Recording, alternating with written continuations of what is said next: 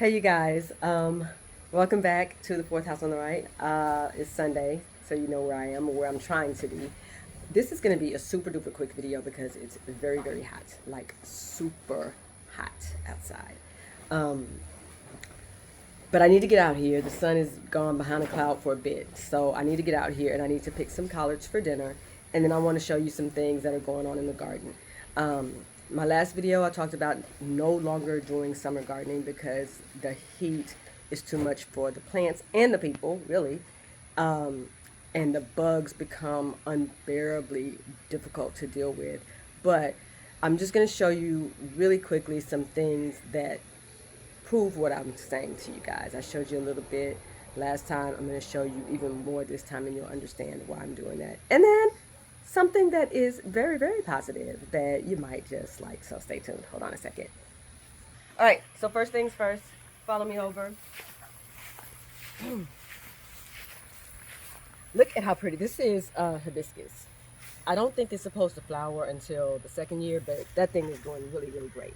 But here's what I came out here for: to pick some of these collards, so I can make these for dinner tonight.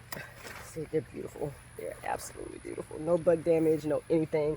And I'm really surprised by this because normally greens are cool weather veggies, but for some reason my collards do really well in the summertime. Anyway, I'm not going to question it. If God has given me this, that's what I'm going to take. So anyway, let's head over to the other side of the garden.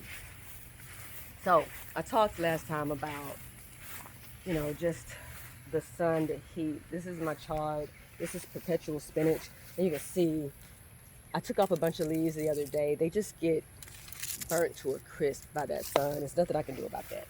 This baby is a marigold. Look at this. These are spider mites.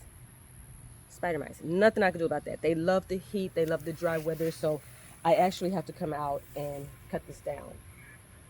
As a matter of fact, let's just go ahead and do that now. Let's just go ahead and get in there and knock that thing down because I hate spider mites. They're really gross, actually, when you think about it.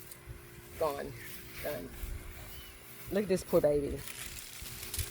This is a cucumber plant. Look at this. It's ridiculous.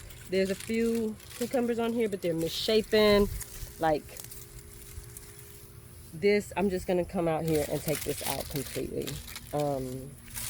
It's just not doing well at all. And same thing with that one over there. This one's not doing very well at all. It's better than the other one, but if you look down low, there's a lot of heat damage, just crispy leaves, but there's still growth on here. Like here's cucumber, there's a few down in there somewhere, but anyway, I'll leave that one, but the other one's got to come out. Here is the bright spot in the whole garden right now. So this right here, these are all squash vines. All of them are squash vines. What did I plant over here? I planted zucchini, I planted yellow crookneck squash, I planted spaghetti squash, and some of them, I can't tell what's what now, but this Tatume squash right here, this baby, it's supposed to be resistant to the squash vine borer, and that's why I planted that. And it is doing really, really well. As you can see, there's not much damage. There's two of them, actually.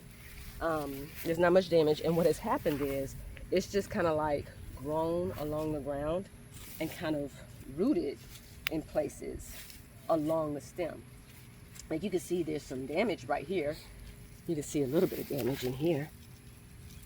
But it's just continued to grow and root along the ground, and it's producing. So the great thing about this squash is that it can be harvested really young. Like this is probably too big. It can be harvested really young and eaten like a yellow squash or a zucchini, or it can be left to ripen and mature on the vine and used like a winter squash, kind of like a spaghetti squash. So I didn't even know that when I planted it, but that makes me very happy, and it makes me happy that it actually survived. Um, so anyway, that's just a really quick update. It's really hot. Um, so I think I'm just going to cut that cucumber vine and then go in and clean my greens and get ready for dinner. So I just wanted to share that with you guys. If you live in the South, it's really hot, and you're looking for a squash variety to grow that is vine borer resistant, try this Tatume squash. I haven't had a chance to cook it yet. When I do, I will share that with you guys. Until then, and until next time, I will talk to you guys later. Got to get out of this heat. Bye.